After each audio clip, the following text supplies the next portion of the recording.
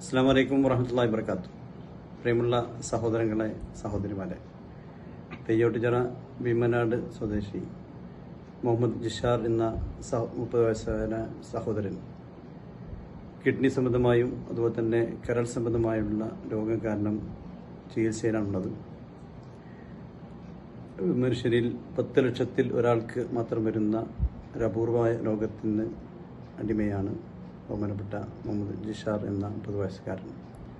അദ്ദേഹത്തിൻ്റെ കിഡ്നിയും അതുപോലെ തന്നെ കരളും മാറ്റിവെക്കൽ നിർബന്ധമാണ്.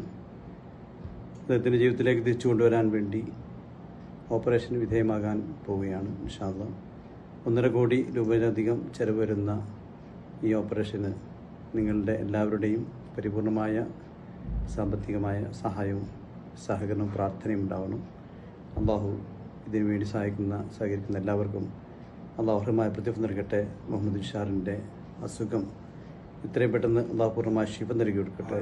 ആഫിയത്തും ആരോഗ്യം പ്രദാനം ചെയ്യട്ടെ. ഓപ്പറേഷൻ വിജയകരമായി മാറാനും അതിലൂടെ പൂർണ്ണമായ ശിഫയായ സലാമത്തായ ജീവിതത്തിൽ തിരിച്ചു വരാനൊക്കെ അള്ളാഹു തൗഫീഖ് പ്രദാനം ചെയ്യട്ടെ.